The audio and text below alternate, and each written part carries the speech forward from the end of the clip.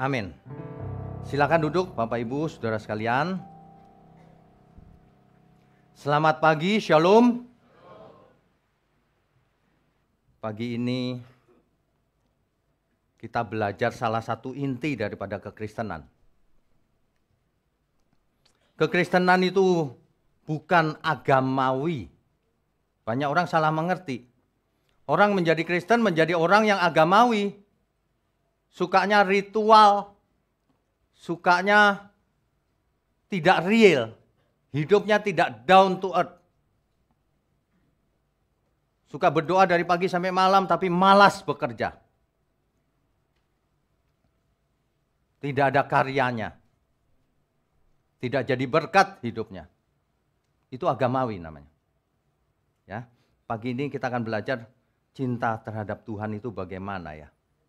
Karena banyak orang merasa sudah mencintai Tuhan, merasa karena sudah jadi Kristen lama. Masalahnya itu begini, cinta macam apa yang kau punya? Sebab ada berbagai macam cinta. Cinta macam apa yang kita punya terhadap Tuhan kita? Sebagian berkata sama saya begini, aku sudah percaya Pak dengan otakku. Tuhan tahu kok aku percaya. Sudah selamat. Itu ciri-ciri orang yang tidak belajar Alkitab itu begitu. Pakai pikirannya sendiri. Kalau cuma percayamu di otak, seperti aku setuju Yesus Tuhan. Setan juga setuju. Bahkan setan gemetar. Manusia malah nggak gemetar. Bukan itu. Masa cuma percaya gara-gara otak aja, terus Tuhan senang. Jangan terlalu naif begitu, saudara. Masa ada yang mengatakan iman itu cuma percaya di otak tanpa perbuatan nyata. Asal mengaku Yesus Tuhan dengan mulutnya, percaya, selamat. Gitu. Biarpun hidup dalam dosa, biar apa, pokoknya selamat. Ini ajaran yang ngawur, ini beredar di luaran sana. Orang berani komentar, saya lihat komentar saya di YouTube itu saya lihat, saya tahu cara berpikirnya mereka. Waduh, ini diajar apa selama ini? Kebenaran itu cirinya sederhana. Pusatnya adalah Tuhan, bukan diri sendiri. Kalau pusatnya Tuhan artinya kita harus hidup kudus, mengasihi Tuhan. Dengan apa mengasihinya? Dengan mempersembahkan uang 10%. Kau ngasih 10% aja diminta balik 100 kali Tuhan. Orang-orang tersinggung banget. Saya heran, kenapa tersinggung lu? Lu emang begitu. Bertobat mestinya bukan tersinggung. Dunia ini aneh kok saudara. Saya bicara kebenaran, orang tidak suka. Orang bicara ngawur-ngawur, malah dipercaya. Aneh. Nyomot-nyomot ayat Alkitab terus jadi kayak motivator. Malah senang orang. Memang orang yang selamat sedikit memang. Yakobus 2 ayat 19. Setan pun percaya. Kalau cuma percayanya pakai otak. Kalau cuma setuju. Yang dimaksud percaya oleh Alkitab itu apa? Itulah yang harus kita mengerti. Jangan pakai pikiran sendiri. Ya. Masa cinta itu nggak ada perbuatannya? Masa cinta itu tanpa ekspresi? Coba sekarang kita ngomong yang sederhana aja sih. Sederhana aja deh. Ya. Seorang yang sedang pacaran. Pacarnya ngomong begini. Aku itu cinta kamu loh sayang. Oh ya? Apa buktinya? Ya kamu percaya aja aku cinta kamu. Loh tapi kamu kok nggak ingat kalau aku ulang tahun? Iya tapi aku cinta kamu. Udahlah pokoknya kamu percaya ada aku cinta kamu. Tapi kamu kok jarang ngajak aku makan malam ya? Ya kamu percaya deh aku cinta kamu. Jangan percaya yang begituan. Kalau seharusnya masa promosi aja dia tidak promosi. Lo pacaran kan masa promosi, mestinya dia menampilkan yang terbaik dong. Mau makan apa? Mau Korea, mau Jepang, seluruh dunia ditawarin. Promosi aja udah begitu, jelek banget promosinya. Udah lupakan aja, coret. Di dunia ini nggak cuma lu. Hilang satu. Yang ngomong bukan saya loh ya. Aduh, ini dunia memang hal sederhana aja orang tidak mengerti. Cinta itu pasti ada ekspresinya. Pengen ketemu setiap saat, ingin menyukakan hati pasangannya. Iya dong. Kalau Valentine dikirimin coklat, padahal pacarnya nggak doyan coklat, tetap aja kirimin coklat. Iya kan? Bagaimana mengekspresikan diri, menyenangkan pasangannya. Itu ekspresi cinta itu jelas. Mana ada cinta tanpa ekspresi? Nggak ada. Mana ada cinta Tuhan tapi nggak melakukan apa-apa untuk Tuhan? Waduh, dunia ini benar-benar deh. Ada orang-orang yang bebal. Ini kata Alkitab loh, bukan kata saya. Nanti tiap kali khotbah kok marah sih Pak. Tapi ini kata Alkitab, nggak percaya kita baca saja ya. Oke, Yakobus pasalnya yang kedua. Saya akan baca secara cepat saja. Saudara catat saja ayatnya, nanti dibaca perlahan-lahan. Ya. Yakobus pasalnya yang kedua. Mulai ayat 14 sampai 26. Apakah gunanya, saudara-saudaraku, jika seorang mengatakan bahwa ia mempunyai iman padahal ia tidak mempunyai perbuatan? Apa gunanya? Kau punya iman, percaya tapi nggak ada perbuatannya, apa itu gunanya? Gitu ya. Dapatkah iman itu menyelamatkan dia?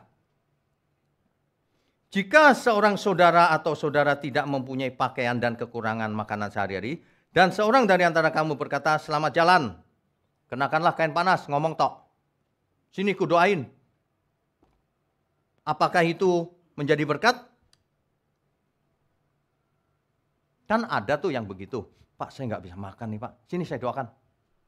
Loh, nggak bisa makan kok didoakan. Nggak bisa makan, dibelikan makanan, baru doakan.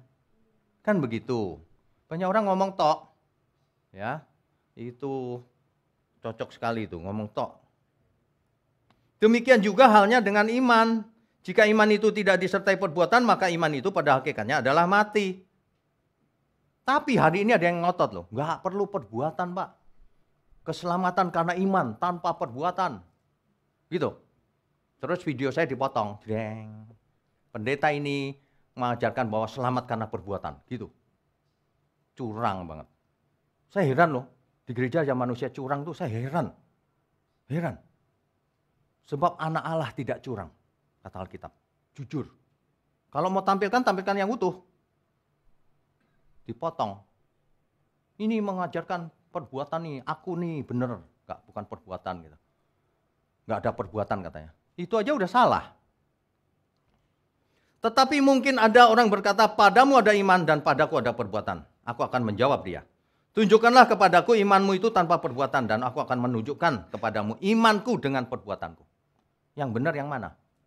Udah jelas. Masa begini aja nggak ngerti? Engkau percaya bahwa hanya ada satu Allah saja, itu baik. Tetapi setan-setan pun juga percaya akan hal itu.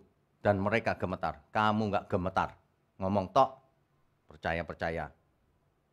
Nah ini ayat 20 nih. Ayat 20 mau saya ulang-ulang.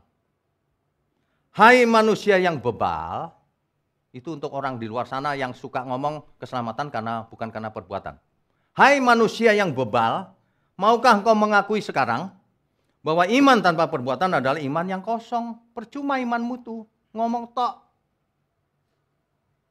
Coba ya, ada orang tua yang anaknya itu rajin kasih perpuluhan. Ngomongnya Yesus terus. Tapi pelit sama orang tuanya. Kira-kira jadi berkat gak? Ini anak apa sih? Itu Yesus siapa sih? Kok ngajarinya begitu? Orang tua nggak tertarik. Imannya salah. Iman tanpa perbuatan. Imannya malah ritual. Kasih persepuluhan. Buah sulung. Hari raya. Itu ritual namanya. Ke gereja rajin. Di luar gereja. Di gereja shalom. Di luar gereja. sama S-nya, setan katanya. Aduh, mengerikan loh. Kalau keuntungannya jadi hamba Tuhan tuh gini, saudara. Informasi itu mengalir ke saya semua tuh, kejadian-kejadian di dunia ini. Mengalir, si itu begini, si itu begini. Aduh Tuhan, aduh. Kemarin saya ketemu dengan seorang yang kepahitan dengan kekristenan. Karena seorang pendeta melakukan hal-hal yang tidak pantas. Bertahun-tahun dia kepahitan, dia tidak mau ke gereja, dia tidak mau bergaul dengan orang Kristen. Trauma deh. Saya kasih tahu dia, yang salah manusianya bukan Tuhan, jangan tinggalkan Tuhan. Nanti yang rugi kau sendiri. Kita yang membutuhkan Tuhan, bukan Tuhan yang membutuhkan manusia. Amin. Itu yang benar. Orang boleh jahat siapapun, jangan salahkan Tuhan. Loh, salahnya Tuhan apa? Waduh, oke, kita teruskan dulu. Bukankah Abraham bapak kita dibenarkan karena perbuatan-perbuatannya? Ketika ia mempersembahkan Ishak anaknya di atas mezbah, kamu lihat bahwa iman bekerja sama dengan perbuatan-perbuatan. Dan oleh perbuatan-perbuatan itu iman menjadi sempurna. Kalau saudara mau imannya sempurna, lakukan perbuatan nyata untuk Tuhan. Sebagai ekspresi bahwa aku cinta Engkau Tuhan. Apakah selama ini hidup kita menyenangkan Tuhan atau tidak? Itu buktinya cinta Tuhan apa enggak? Aku sering puasa Pak, tapi iya. Tapi puasamu itu menyenangkan Tuhan atau tidak? Sebab ada orang yang puasa nih. Pikirannya nanti waktu buka aku kambing guling, sate babi. Itu bukan puasa, itu dendam namanya. Menahan diri tapi kemudian, wah nanti bukanya. Loh, itu sih bukan puasa. Itu nggak menyenangkan Tuhan, saya kasih tahu. Apalagi kalau ngomongnya begini, lagi puasa bro, nggak boleh ngomong sembarangan. Nanti aja kalau nggak puasa. Maksudnya begitu. Makanya kalau saya ditanya orang, puasa penting nggak Pak? Nggak penting. Yang penting seluruh hidupmu. Jadi kalau saya ditanya, puasa Kristen bagaimana? Seumur hidupmu puasa. Saya tidak bicara soal puasa makanan. Puasa hidup dari dosa. Tidak pernah berbuat dosa. Itu yang benar puasa Kristen itu. Soal makanan aja nggak benar. Saya kalau bicara makanan, banyak orang langsung nanti ya, ada waktunya. Oke, tadi ayat berapa tadi? Oke, langsung saja ayat 24 ya. Jadi kamu lihat bahwa manusia dibenarkan karena perbuatan-perbuatannya. Dan bukan hanya karena iman. Jadi karena apa? Karena iman yang ada perbuatannya. Karena iman yang menjadi nyata. Bukan iman di halusinasinya sini. Di pikirannya, aku sudah beriman. Iman macam apa itu? Ya. Jadi, ayat 26 kesimpulannya. Sebab, seperti tubuh tanpa roh dalam mati, demikianlah juga iman tanpa perbuatan adalah mati. Gak selamat kau. Tanpa perbuatan itu gak selamat. Udah pasti itu. Apalagi kita mengatakan, aku mencintai Engkau Tuhan. Aku mengasihimu. Mana? Dengan cara apa kau mengasihi Tuhan? Ayo, tanya masing-masing. Tanya masing-masing di luar sana. Dengan cara apa mengasihi Tuhan? Jangan-jangan kau mengasihi diri sendiri, tapi menggunakan Tuhan. Banyak orang datang ke gereja bukan mengasihi Tuhan, mengasihi diri sendiri. Menggunakan Tuhan. Dulu dia biasa ke dukun. Mbah dukun, kasih rezeki. Ini ayam hitamnya. Sampai di gereja. Sama kebiasaan lamanya. Tuhan, nih persepuluhan, berkati aku. Sama persis. Itu motifnya transaksi. Transaksional. Orang datang transaksional. Padahal mestinya hubungan antara Tuhan dan manusia itu cinta kasih. Ya, sayang sekali nggak banyak orang ngerti loh. Banyak orang sekolah teologi tapi nggak ngerti. Cuma ngerti teori teologi, tapi tidak mengerti. Kelihatan perbuatannya jahat. Sama sesama jahat. Padahal, to the point aja ya. Kalau perjanjian lama agak rumit, perjanjian baru itu simple. 1 Korintus 16 ayat 22. 1 Korintus 16 ayat 22. Siapa yang tidak mengasihi Tuhan, terkutuklah ia. Orang yang tidak cinta Tuhan, dia terkutuk. Saya kasih tahu. Jadi orang yang mengaku, aku mengasihimu Tuhan, tapi mulutnya saja, sebenarnya ia terkutuk. Hati-hati saudara, jangan kena ajaran yang enggak apa-apa, Tuhan nanti ampuni. Kau buat dosa enggak apa-apa, dosamu sudah diampuni, sampai kau mati nanti sudah diampuni sekarang, in advance. Lebih dulu diampuni. Hyper grace itu sesat itu saudara. Yang benar itu kamu harus hidup kudus, mulai sekarang, bukan nanti. Kuduslah kamu sebab aku kudus. Bagaimana cara mengasihi Tuhan? Cukup setuju di otak. Terus kasih persembahan uang, Tuhan senang gitu, persepuluhan, buah sulung. Tuhan nggak butuh duit, saudara. Yang butuh duit gereja untuk bayar listrik dan sebagainya. Tapi jangan mengorbankan kebenaran lalu mencari cara, cari uang. Kalau itu salah. Ya, rajin ke gereja, puasa, doa dan sebagainya itu agamawi semuanya itu. Kecuali seluruh hidup kita benar. Jangan pakai pikiran sendiri, harus pakai Alkitab. Banyak orang pakai pikirannya sendiri. Ya, ada orang cerita sama saya karena baru sekolah STT. Pak, ada pelajaran namanya hermeneutika. Itu apa ya, Pak? Kalau tas Hermes saya tahu, Pak. Aduh, tapi ini bener loh. Bercanda tapi maksudnya bagus. Tas Hermes tahu, hermeneutika apa itu? Makanan apa itu katanya. Tapi jangan heran, orang yang sekolah sudah lulus pun tetap nggak bisa hermeneutika. Karena mulai pakai pikirannya sendiri ketika lulus. Makanya saya sering peringatkan orang yang kuliah teologi. Setelah lulus STH. Ada banyak jokesnya tentang STH. Apa singkatannya? Bukan, sok tahu. Sok tahu kan? Sekolah lagi dia. Dapat MTH. Apa artinya? Makin tahu. Makin sok tahu. Ada M-nya. Terakhir dong, tingkat tertinggi dalam studi doktoral, doktor DTH. Nah, ini yang DTH ini, dia pikir dia tahu. Aduh, makanya ya makin kita sekolah, makin kita takut. Sebab gelar itu mesti dipertanggungjawabkan. Bukan cuma di hadapan publik, di hadapan Tuhan. Kok berani pakai gelar? Bener gak itu gelarnya? Ntar beli lagi. Ntar beli online lagi.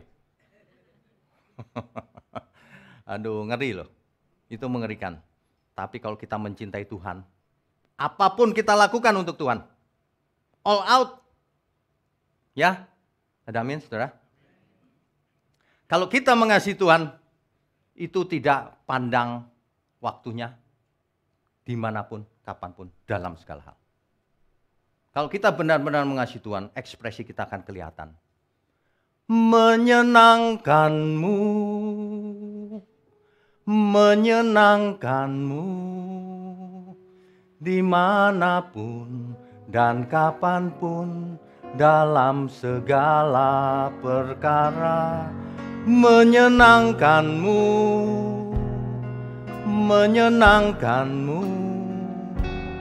sejak di bumi sampai selamanya. Saudara, jangan cuma di gereja. Di luar gereja harus ingat terus. Keluar dari sini, kesenggol mobilnya, drag gitu. Mulai tanduknya keluar, temperatur tubuh naik. Ingat, kalau udah diserempet, ingat tadi itu. Menyenangkanmu, menyenangkanmu,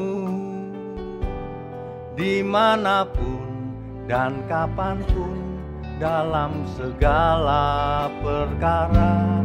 Menyenangkanmu, menyenangkanmu, sejak di bumi sampai selamanya. Nanti orang bingung yang rempet. Jadi serempet kok nyanyi. Ini orang agak gini nih. Agak nggak normal nih. Memang nggak normal kita. Kalau yang normal, dias. Kau jual, kau beli. Wah, mantap. Itu normalnya dunia itu. Abnormalnya dunia begini. Ya, saya pernah cerita nggak ya? Di MAG, saya lagi naik mobil, saya belok itu kena ke mobil orang.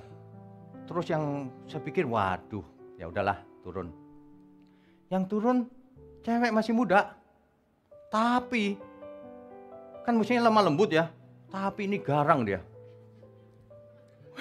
Saya sampai, loh ini gila, dia jagoan rupanya ya. Begitu dekat, saya kasih tahu, udah tenang aja, nggak usah ngomel-ngomel ya, nanti kita ganti. Nggak perlu, siapa yang salah nggak perlu, nanti kita ganti. Gampang kan? Ya, KTP-nya mana? Mau minta apa lagi? Saya pendeta di sini. Cari saya. Pasti kita ganti. Oh iya, ya om, ya om. Ini gimana sih? Mestinya sama semua orang sama dong ya. Sopan gitu. Kita ganti kok, nggak masalah. Lagi pula kan asuransi. Jangan hal kecil jadi tanduknya keluar. Itu aslinya tuh. Kalau lagi tanduknya keluar gitu di handphone. Ditaruh di TikTok. Biar viral. Makanya ya kita semua, jangan cuma pendeta loh. Kita semua ingat tuh. Dalam kejadian apapun di jalan raya, seolah-olah ada yang lagi filmin. Aku bagaimana nih? Apakah marah besar atau menampilkan anak Tuhan? Menampilkan ekspresi bahwa aku cinta Tuhan. Amin ya. Yang amin sedikit. Cinta itu harus ada ekspresinya, saudara. Kalau enggak bagaimana?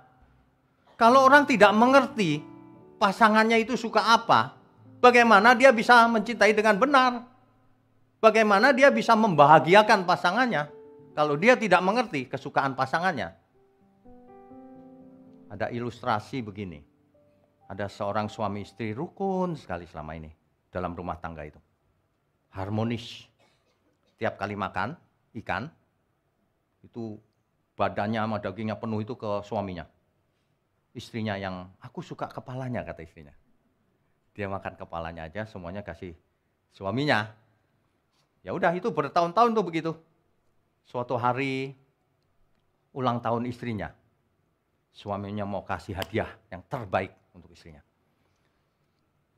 Istrinya pas dinner, udah kan? Wah, birthday dinner. Dikasih makanan yang istimewa. Istrinya dikasih kepala ikan. Dia badannya itu. Istrinya sampai, kamu itu kebangetan ya. Ulang tahunku aja masih disuruh makan kepalanya. Suaminya bilang gini, loh selama ini kan kamu suka kepala. Bukan, itu aku cinta kamu kasih badannya. Salah ngerti rupanya. Aduh, jangan kita salah mengerti sama Tuhan loh. Tuh nanti diantara kita suka, Tuhan tuh sukanya ritual. Yang penting aku ke gereja absen. Bayar persepuluhan, tanda ketaatan katanya. Bukan. Makanya kalau belajar Alkitab itu yang lengkap, jangan pilih-pilih ayat. Saudara, saya sarankan ya, di channelnya GSKI Peak ini ada playlist yang judulnya Hermeneutika. Nah, belajar. Kalau di sekolah teologi itu ilmu sulit, tapi saya sampaikan dengan cara yang sederhana. Saudara kalau udah ngerti itu, oh langsung ngerti. Langsung ngerti. Ikuti. Kita membuat pelajaran-pelajaran, firman, khotbah, renungan, itu ada maksudnya. Supaya kita semua saudara juga mengerti kebenaran. Sebab di dunia ini banyak sekali hoax. Bukan kebenaran. Cuma motivasi, motivator, pakai ayat Alkitab. Makanya puluhan tahun kemudian nggak berubah hidupnya. Nggak jadi dahsyat. Padahal Alkitab berkata Injil itu kekuatan Allah yang menyelamatkan. yang menyelamatkan, yang membebaskan, yang menyembuhkan. Dari apa? Dari sakit gigi?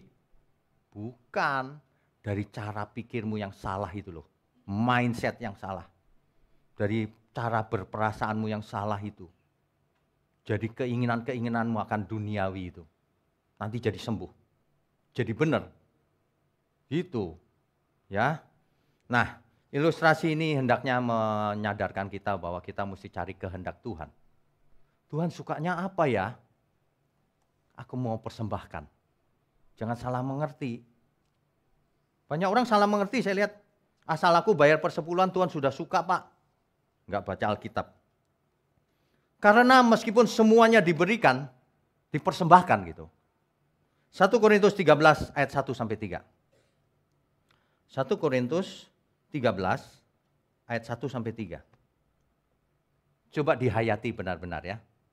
Sekalipun aku dapat berkata-kata dengan semua bahasa manusia dan bahasa malaikat. Tetapi jika aku tidak mempunyai kasih, tidak punya cinta kasih, aku sama dengan gong yang berkumandang dan canang yang gemerincing. Ayat 2. Sekalipun aku mempunyai karunia untuk bernubuat dan aku mengetahui segala rahasia dan memiliki seluruh pengetahuan, dan sekalipun aku memiliki iman yang sempurna untuk memindahkan gunung, sekalipun kita bisa memindahkan gunung dengan iman kita, tetapi jika aku tidak mempunyai kasih, aku sama sekali tidak berguna. Ayat 3. Dan sekalipun aku membagi-bagikan segala sesuatu yang ada padaku, semuanya dikasih. Bahkan, ini lihat nih, bahkan menyerahkan tubuhku untuk dibakar. Tetapi jika aku tidak mempunyai kasih, sedikit pun tidak ada faedahnya bagiku. Orang yang tidak memiliki kasih, percuma semuanya. Kau boleh puasa seumur hidupmu, kau boleh bertapa di ujung gunung, kau boleh semua rumahmu jadi persembahan di gereja, percuma. Intinya itu kasih. Kasih terhadap Tuhan dan kasih terhadap sesama. Itulah inti hukum dari segala hukum dan kitab para nabi. Intinya cuma itu. Nah, manusia salah asuh jadi ritual. Jadi ritual, saudara. Waduh, hari ini saya lihat kok banyak ritual ya. Orang diajari memberi persembahan, udah. Nggak di warning, nggak diperingatkan supaya hidup kudus, tak bercacat, tak bercelah. Tidak diperingatkan supaya hidupnya tidak sia-sia. Hidup sekali ini harus berguna bagi pekerjaan Tuhan, bagi kemuliaan Tuhan, dan sesama. Amin, saudara. Ya, kalau enggak untuk apa hidup? Karena hidup ini cuma sebentar lalu mati. Semua kita pasti mati. Pasti. Kalau ada ajaran yang bilang, saudara kalau sakit pasti sembuh.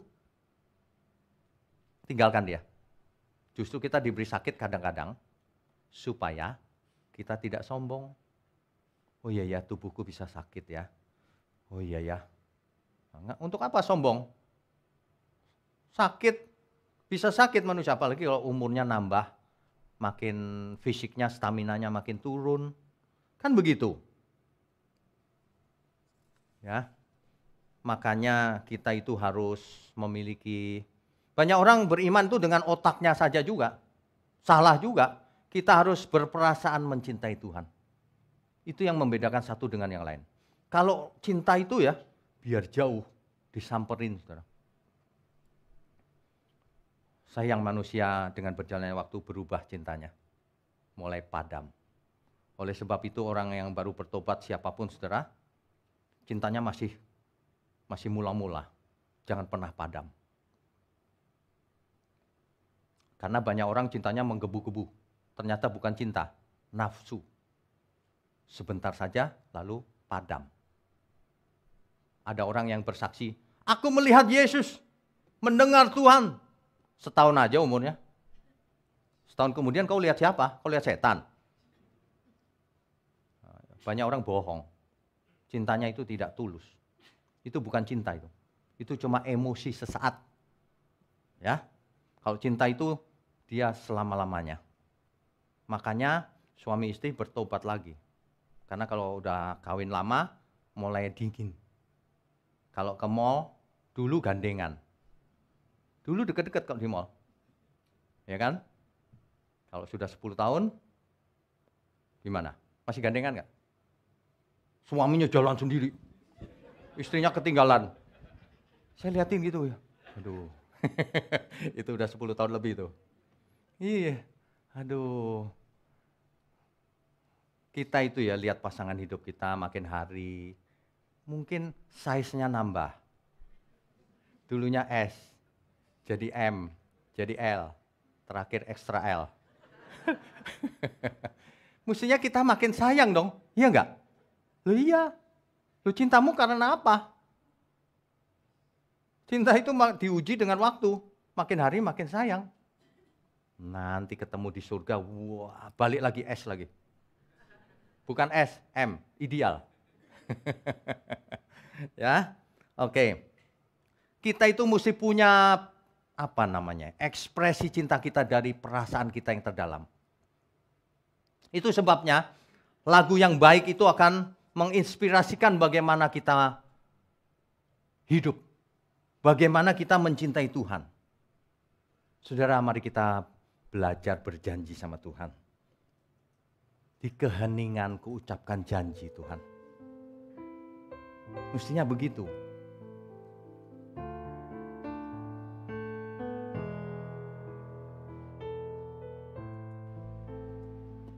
Saudara familiar dengan lagu ini?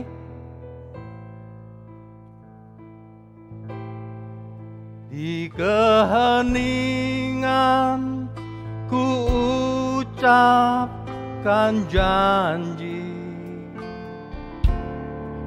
segenap jiwa cintaku abadi kepadamu, belahan kalbu. Pujaan hati kesayanganku,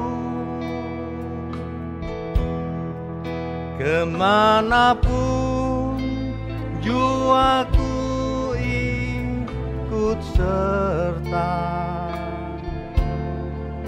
dari Nazaret sampai ke Golgota.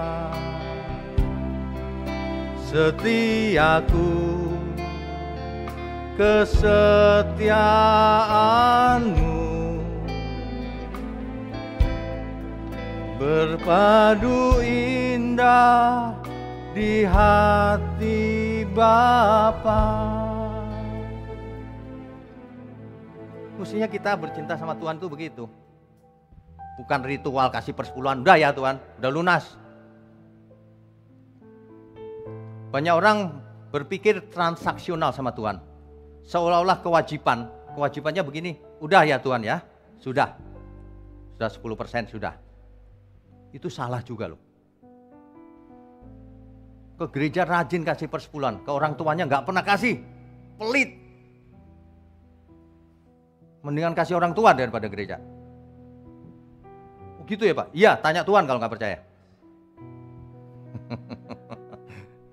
Di zamannya Tuhan ya, itu orang Farisi ahli Taurat itu sangat menjunjung tinggi hari Sabat. Tidak boleh menyembuhkan di hari Sabat ketika itu. Tuhan tenang aja menyembuhkan orang sehingga dikritik kan, lalu Tuhan jawab apa? Tuhan itu, manusia itu Tuhan bagi hari Sabat. Bukan Sabat jadi Tuhan manusia. Peraturan itu dibuat untuk manusia. Manusia di atasnya. Bukan manusia di bawahnya. Kalau manusia di bawahnya, manusia jadi agamawi. Hidupnya jadi menurut syariat agama. Nggak cerdas pikirannya. Orang Farisi ahli Taurat menolak Yesus kan? Nggak cerdas mereka. Mereka agamawi. Mata ganti mata, gigi ganti gigi. Orang tertangkap basah berbuat zina dirajam. Nggak cerdas mereka. Perasaannya nggak cerdas hatinya. Mengerti kehendak Tuhan. Mereka nggak ngerti kehendak Tuhan. Mereka mengertinya syariat Taurat. Padahal ya, Yang Tuhan inginkan bukan persembahan. Yang Tuhan inginkan adalah belas kasihan. Coba dibaca Alkitab yang benar. Sejak Nabi Yesaya menyampaikan kepada Israel, Tuhan bicara begini, aku jijik sama persembahanmu itu. Jijik lihatnya. Kamu itu agamawi, mempersembahkan tapi nggak punya belas kasihan sama sesama. Banyak orang kayak begitu hari ini. Sama manusia nggak punya belas kasihan sama sekali. Kalau lihat orang lain, kenal aja nggak, kafir. Penuh kebencian. Wah, itu ada setan di dalam dirinya itu. Ya, ini fakta hidup loh. Mestinya kita lihat orang nggak kenal jatuh hati kita. Dia punya masalah nggak ya? Dia kenal Tuhan apa enggak ya? Makanya kebenaran itu bisa dilihat dari buahnya. Buahnya itu busuk apa suci? Dia hidup untuk Tuhan atau tidak? Ya, kalau kita renungkan lagu ini ya, Tuhan, kita bisa nyes gitu. Habis bagaimana ya? Hidup sekali aja kok agamawi. Coba saudara kita nyanyikan bersama. Yang tulus ya.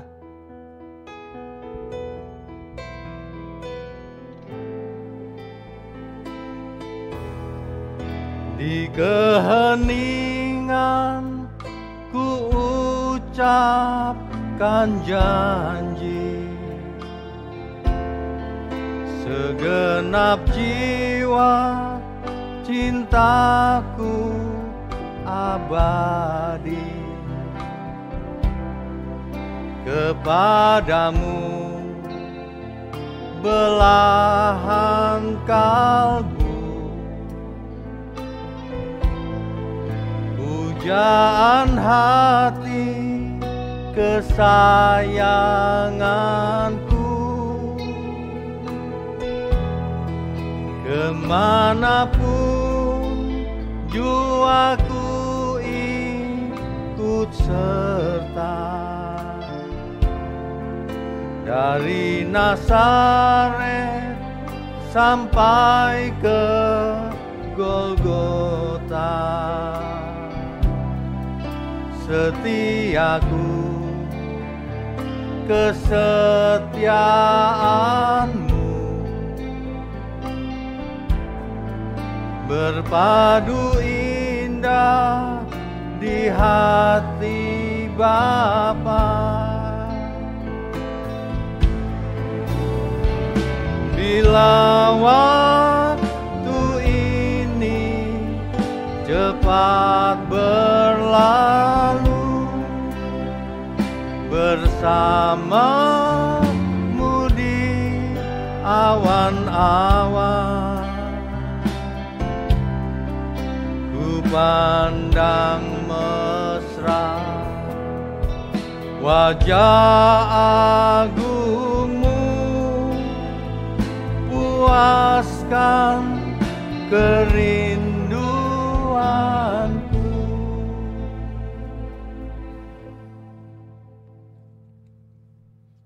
Saudara, ingat ya, kalau kita mengasihi Tuhan,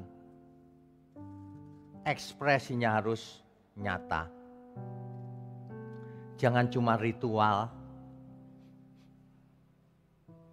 Dulu ya, saya jadi ingat sesuatu. Saya sama bekas pacar saya ini. Dulu istri saya ini kan kos di mana? Pasar Baru ya. Di Pasar Baru, saya tinggalnya di Kelapa Gading. Malam hari habis dari gereja, saya antar ke kos-kosan. Saya antar ke kos-kosan. Enggak deh, sudah nikah waktu itu. Jadi lupa. Jadi lupa. Waktu itu baru nikah, terus ambil apa di kos-kosan ya. Barangnya masih ada gitu. Sudah dari Kelapa Gading ke kos-kosan, mau ambilin barang kan, pindahan. Sampai kos-kosan, lupa kuncinya. Kuncinya ketinggalan di rumah saya. Padahal udah malam loh. Saya bilang, enggak masalah. Laut saja ku seberangi. Weh. Apalagi cuman Pasar Baru Kelapa Gading. Itu mah kecil, bolak-balik 10 kali juga gak masalah. Aduh, saudara ya, mulai sekarang coba deh kita ekspresikan cinta kita sama Tuhan. Ya, jangan dikit-dikit ngambek, sama pasangannya kasar. Jangan, saudara. Bertobat ya, hari ini diingatkan. Yang lalu biarlah berlalu. Ke depan jangan buat lagi. Kadang-kadang kan makin hari makin kasar tuh, saya lihat. Gak boleh begitu. Lupa cinta pertamanya dulu. Cinta Tuhan itu bukan ritual. Dahulu orang Farisi, ahli Taurat, ditegur oleh Tuhan Yesus begini. Kamu mempelajari kitab suci. Kamu ngerti kitab suci. Kamu khatam kitab suci. Padahal kitab suci itu cerita tentang aku. Tapi kamu gak mau datang kepadaku. Malah menolak. Malah menyalibkan. Ia datang kepada kepunyaannya dengan cinta. Malah ditolak, malah dibunuh. Hari ini Tuhan bicara lagi di ayat berikutnya. Tetapi barang siapa menerimanya, menerima aku, ia diberi kuasa supaya menjadi anak-anak Allah. Amin. Kita beri kemuliaan untuk Tuhan. Saudara, di bumi ini ada banyak sekali filosofi atau ajaran yang tidak tepat. Hati-hati. Belajarlah yang benar aja. Nggak usah yang lain-lain. Ya, tidak ada gunanya. Di dalam tradisi Yahudi ada yang namanya gematria. Gematria itu utak-atik angka. Sebagian orang tidak percaya, tapi itu ajaib juga loh, saudara. Saudara, saya mau sharingkan satu gematria. Cinta dalam bahasa Ibrani itu ahava. Ahava. Makanya orang yang ke Israel, kalau beli produk itu bagus. Kok jadi promosi? Nggak boleh ya, di YouTube nggak boleh promosi ya. Tapi memang bagus. Ahava namanya. Itu artinya cinta. Ahava. Tapi ahava ini, kalau kita perhatikan piktogramnya, satu persatu hurufnya gitu ya. Itu artinya cinta kasih Tuhan untuk dibagikan kepada sesama. Itu cinta yang benar itu begitu. Di dalam gematria, ya, sebelum gematria, cinta itu dari Tuhan dibagikan ke sesama. Ini salah satu natur kebenaran.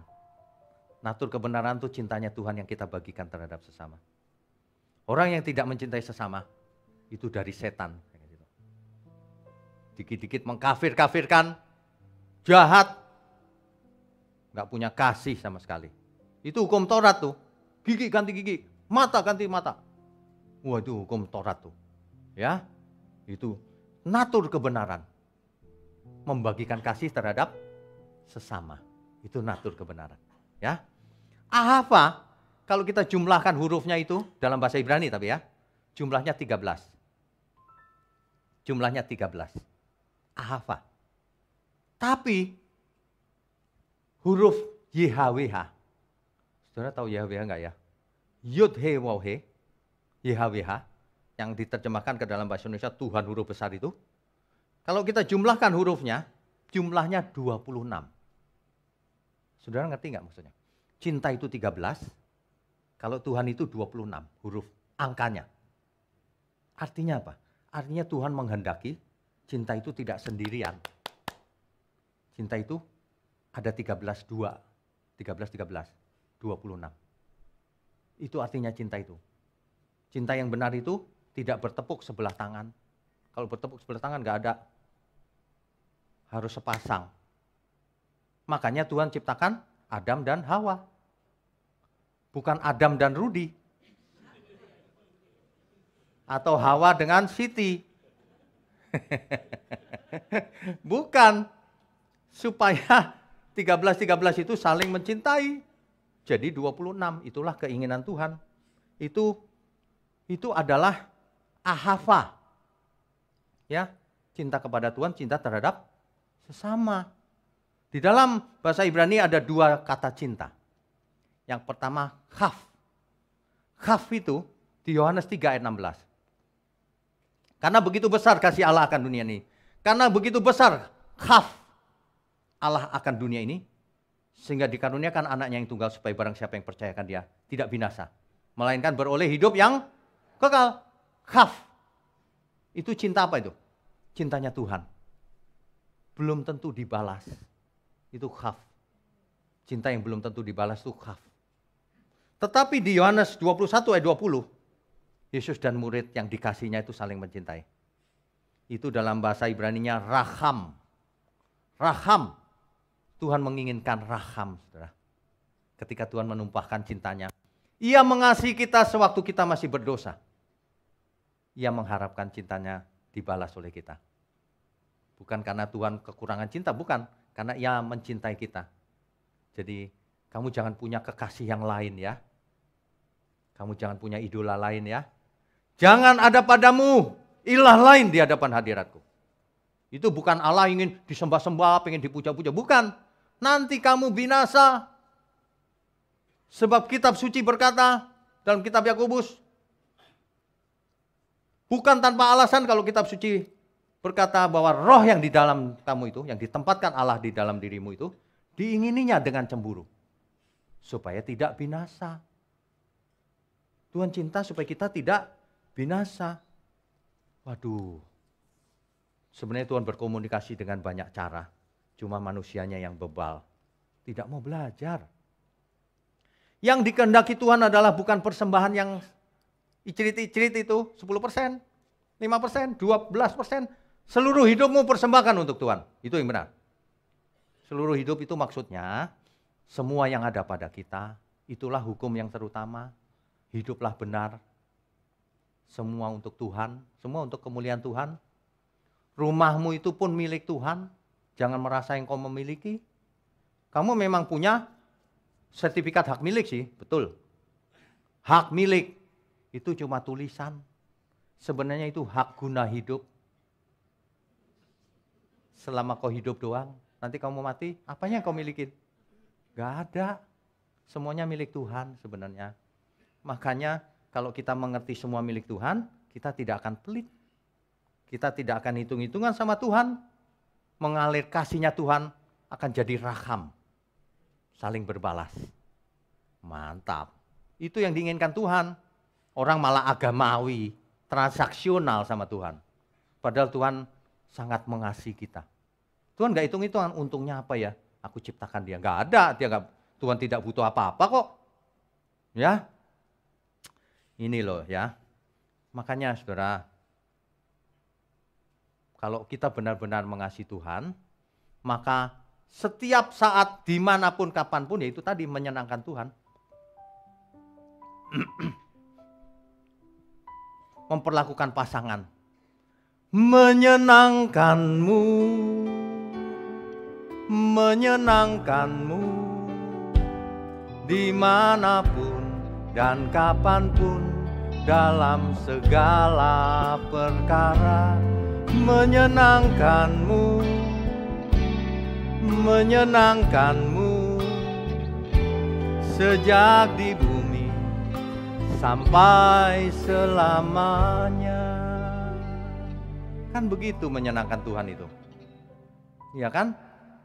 Kalau memang kita mau menyenangkan Tuhan terhadap orang tua yang benar, terhadap menantu yang benar, terhadap anak-anak yang benar. Ya kan? Waduh, saudara. Anak kita itu harus dididik sejak kecil. Anak saya yang paling kecil itu ya. Kalau nanya, waduh. Belum tentu bisa jawab, saudara. Gak tahu kenapa bisa gitu. Dia nanya kalau malam mau tidur sama mamanya ya. Mulai pertanyaannya. Mama, itu Kain kawin dengan siapa, Mah? Kain nikah dengan siapa, Mah? Kan hari itu cuma ada Kain dan Habel. Ayo, gimana jawabnya? Mama, Tuhan Yesus itu gimana ya, Pak? Kok bisa ada gitu? Waduh, gimana jawabnya nih? Ayo. Tapi memang ajaib. Dari kecil saya sudah berdoa sama Tuhan, tolong didik anakku ini, lindungi dia. Suatu hari yang paling kecil itu nulis. Dia baru bisa A sampai Z aja nulisnya. Sama namanya sendiri. Suatu hari saya lihat di tulisan di kertas itu ya.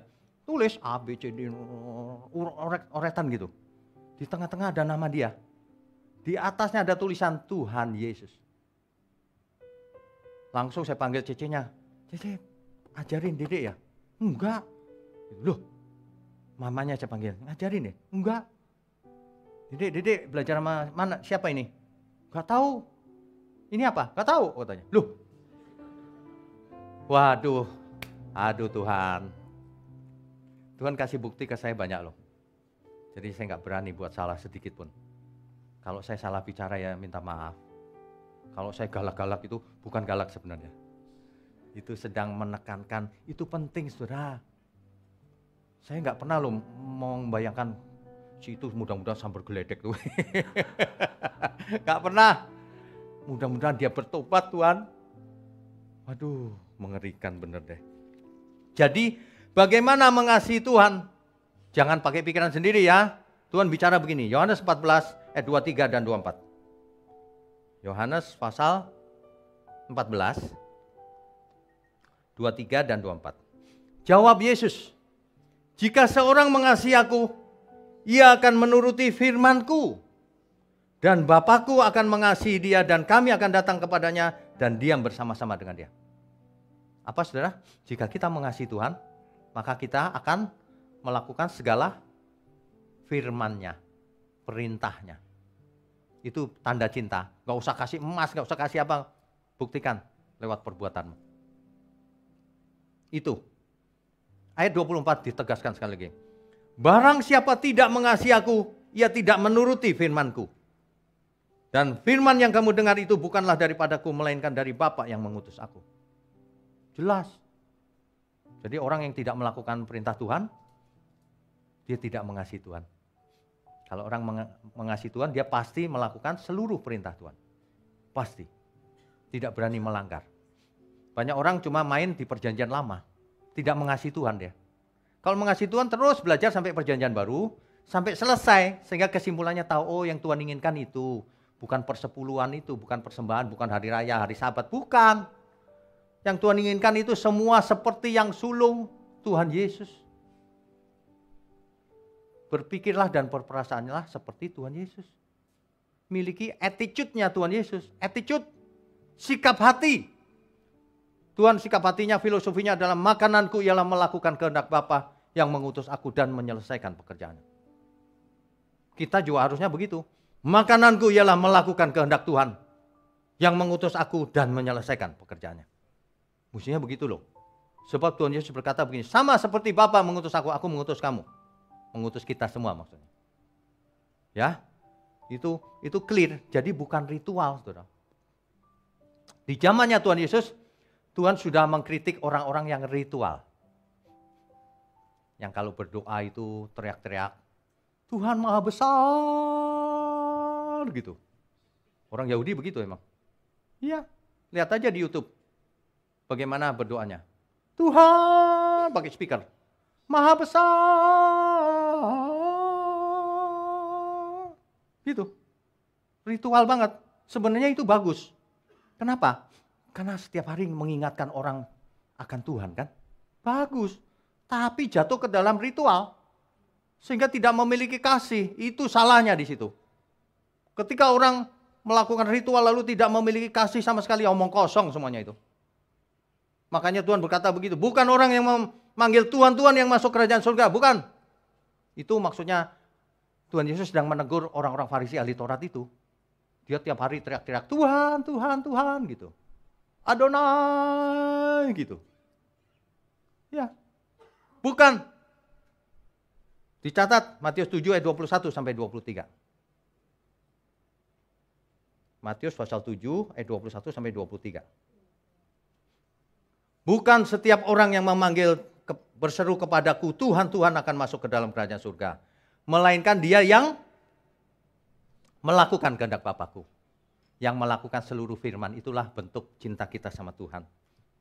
Padahal pada hari terakhir, banyak orang akan berseru kepadaku, Tuhan, Tuhan, bukankah kami sudah bernubuat demi namamu? Sudah sering bernubuat tuh ceritanya. Dan mengusir setan demi namamu, sudah sering mengusir setan pakai nama Yesus. Dan mengadakan banyak mujizat demi namamu, sudah sering mengadakan KKR, kesembuhan ilahi, pakai nama Yesus. Tapi orang kayak begitu enggak selamat, karena itu cuma ritual. Dia mengasihi Tuhan apa enggak? Melakukan kehendak Tuhan atau tidak? Kehendak Bapa di surga. Banyak orang enggak mengerti. Pada waktu itulah aku akan berterus terang kepada mereka dan berkata, aku tidak pernah mengenal kamu. Nyahlah daripadaku, kamu sekalian pembuat kejahatan. Saudara, ini benar-benar deh. Banyak orang merasa melayani Tuhan, cinta Tuhan, padahal ritual itu melayani diri sendiri. Itu melayani diri sendiri. Kan Tuhan bisa baca isi hati. Ya, Tuhan bisa baca isi hati kita loh. Jangan berpikir bisa berpura-pura di hadapan Tuhan. Waduh, kalau ngomong cintanya Tuhan itu nggak bisa habis, saudara. Waktunya tinggal sedikit ya. Nanti saya lanjutkan sesi 2, saudara, tapi yang sudah jangan duduk terus, nanti nggak cukup tempatnya. Dilanjutkannya di YouTube ya. Tapi sebagai penutup begini, saudara. Tuhan Yesus bertanya kepada Petrus. Apakah engkau mengasihi aku, Petrus? Simon anak Yohanes, apakah engkau mengasihi aku? Petrus jawab gini, ya Tuhan. Gembalakan domba-dombaku. Ditanya sekali lagi, Petrus apakah engkau mengasihi aku? Iya Tuhan. Gembalakan domba-dombaku. Sekali lagi ditanya, Petrus apakah engkau mengasihi aku? Petrus nangis, saudara. Kenapa? Kalau di Alkitab 3 kali diulang itu artinya itu sangat-sangat penting. Petrus nangis. Benar Tuhan, aku mengasihimu Tuhan. Melebihi semuanya. Waduh, ini dia. Melebihi mereka, kata Tuhan Yesus. Iya Tuhan, mereka itu gini. Itu sebenarnya kalau membaca ya, lost in translation. Sebenarnya begini. Tuhan tanya Petrus, Petrus kau mengasihi aku enggak? Melebihi semua ini. Nah, semua ini itu maksudnya saudara-saudaranya, dunia ini, hartamu, semuanya. Melebihi semua itu? Iya Tuhan, iya. Sampai 3 kali Petrus nangis. Jawab Tuhan, gembalakan domba-dombaku. Tapi Petrus itu memang lebay, saudara. Nangis, iya Tuhan, iya. Enggak berapa lama setelah Tuhan Yesus ditangkap, lari dia. Lebay. Makanya jadi orang jangan lebay. Banyak orang yang lebay itu, aku cinta engkau Tuhan. Setahun kemudian hilang. Cinta itu harus stabil, staminanya, sampai menutup mata. Amin semua? Iyalah, kalau enggak untuk apa? Cinta di depan, di belakang berkhianat. Engkau yang mulai, engkau sendiri yang... Ini bagaimana sih? Tuhan tidak melarang ritual, tidak. Tetapi Tuhan tidak menekankan ritual. Yang penting kau melakukan kehendak Bapa di surga. Khusus yang ayat ini untuk gembala dan para domba-domba Tuhan. Untuk para gembala yang pengkhotbah dan sebagainya. Gembalakan domba-dombaku. Itu dalam bahasa Inggrisnya, feed my lambs, kasih makan. Kasih makan apa? Roti. Bukan, kasih makan firman yang benar. Jadi kalau ada gembala yang ngomongnya bukan firman yang benar, dia sedang ngasih racun ke domba-domba Tuhan. Hati-hati. Hati-hati. Khotbah tidak dari Alkitab, dari pikirannya sendiri. Pakai Alkitab sih sebentar nyari satu ayat yang cocok. Dibaca terus di pikirannya sendiri. Itu dia, gembala palsu itu begitu. Itu melawan Tuhan itu sebenarnya. Itu bukan mencintai Tuhan, bahkan itu berkhianat terhadap Tuhan. Dan sebaliknya, domba-domba, carilah gembala yang benar, yang mengabarkan kebenaran, yang memberi makan yang sehat terhadap jiwamu. Ya, jangan sembarangan. Dengan sesuatu mentang-mentang dibaca dalam kitab, amin. Gak dipikir, gak apa, amin. Jangan. Makanya kalau saudara dengar kebenaran ya lama-lama cerdas. Lama-lama rohnya jadi peka membedakan mana yang benar, mana yang salah. Bahkan belum dengar sudah lihat wajahnya aja udah tahu. Iya benar. Karena ketulusan itu memancar dari wajah. Lagi cari apa ini? Kelihatan.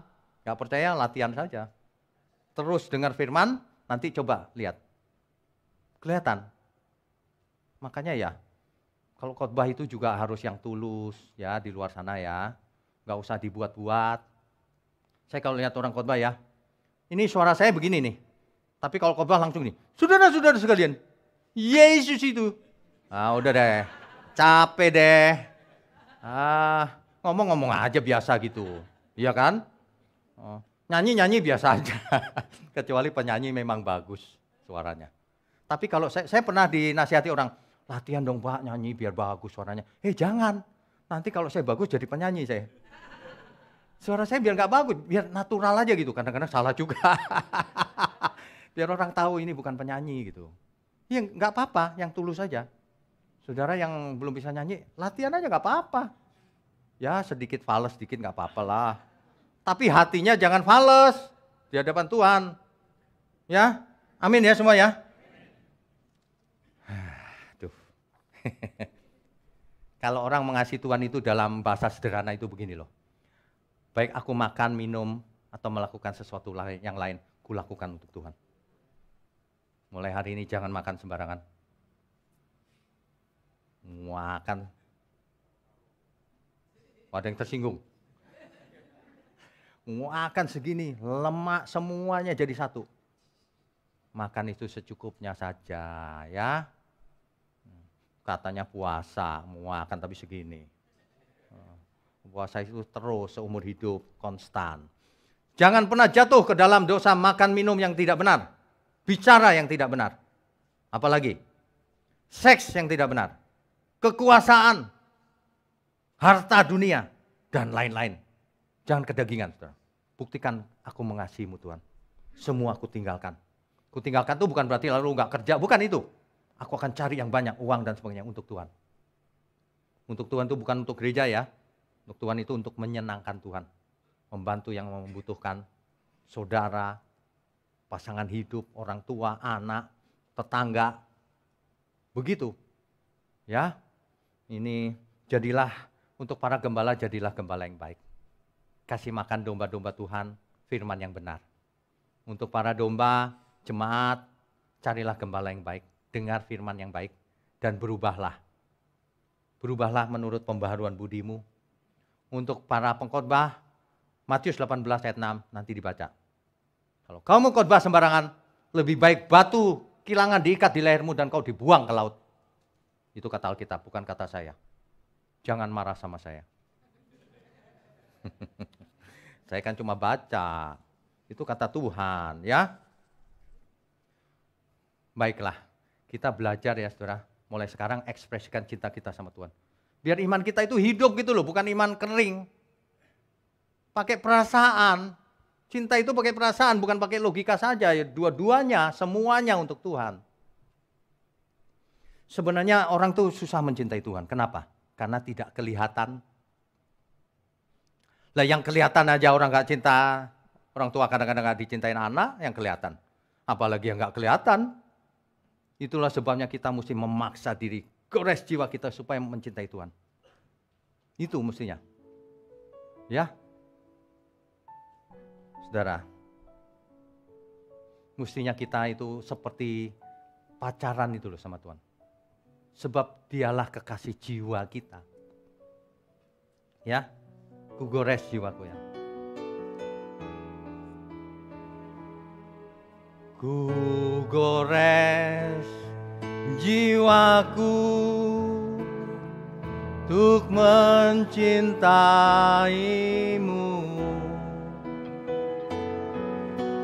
cinta yang tak pernah ku temukan.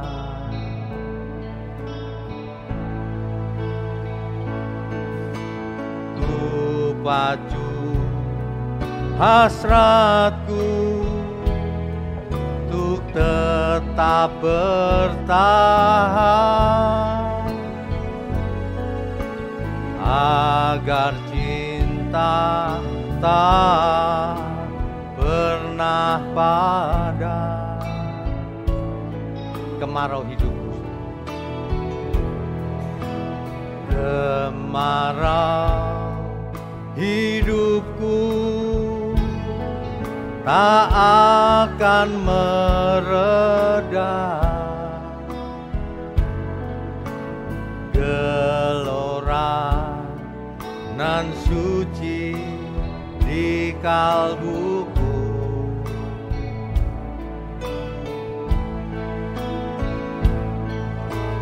tak akan berujung desah bisikanku. Tuhan, aku cinta padamu.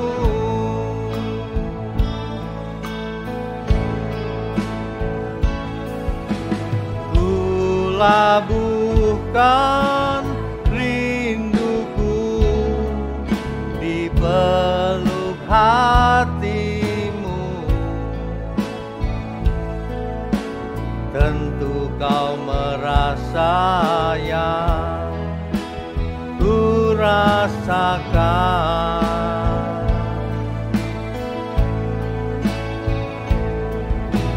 Kelak kita berjumpa, berpadu selamanya.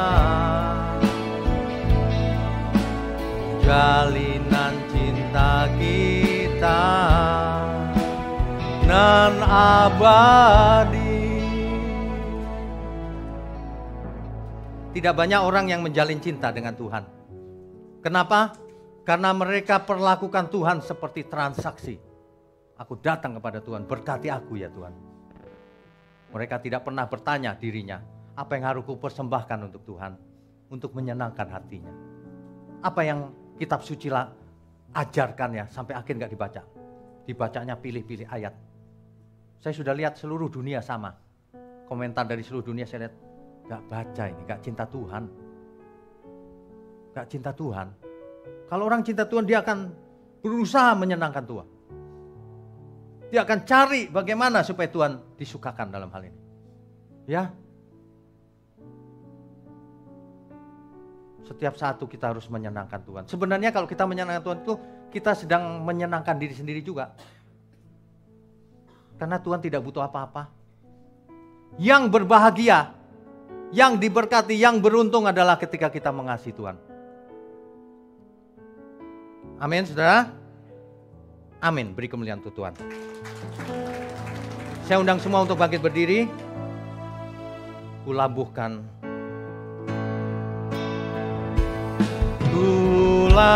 Kulabuhkan rinduku di peluk hatimu.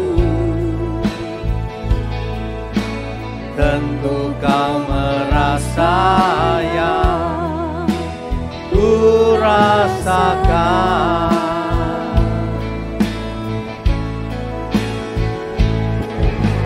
Kelak kita berjumpa, berpadu selamanya. Jalinan cinta kita nan abadi. Kulabuhkan cintaku, kulabuhkan rinduku di peluk hatimu. Tentu kau merasa yang ku rasakan.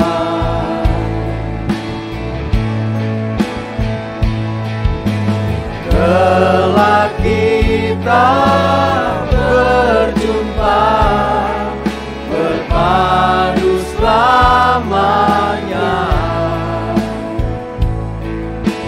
Jalinan cinta kita nan abadi. Jalinan cinta kita Tuhan. jalinan cinta kita dan abadi.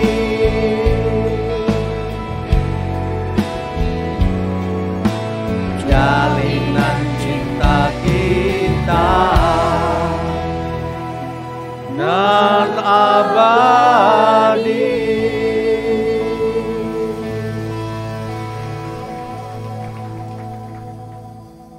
Bapa di surga, kami mengucap syukur untuk setiap firman kebenaran yang kami terima. Sebab itulah makanan jiwa kami yang sehat. Terima kasih Tuhan. Kami berdoa untuk gerejamu di tempat ini. Engkau berkati dari hari ke hari semakin menjadi berkat. Dan kuasamu mengalir sampai ke ujung bumi melalui gerejamu ini. Secara khusus hamba ingin berdoa untuk pelayan-pelayan Tuhan yang ada. Tuhan berkati satu persatu, keluarga besarnya juga, semua ya Tuhan. Agar mereka dipakai Tuhan terus, bahkan sampai langit yang baru, bumi yang baru. Terima kasih Tuhan. Sekarang kami mau angkat tangan kami tinggi-tinggi. Mari saudara sekalian angkat tanganmu. Kami sambut segala berkat. Berkat jasmani, berkat rohani. Sehat, umur panjang untuk kemuliaan Tuhan. Mulai sekarang sampai selama-lamanya. Haleluya, di dalam nama Tuhan Yesus Kristus. Haleluya, semua yang percaya katakan amin.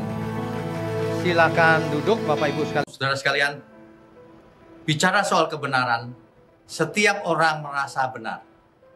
Makanya semua kecap di nomor satu kan. Ada orang yang mengatakan saya paling benar, ini paling benar, itu paling benar.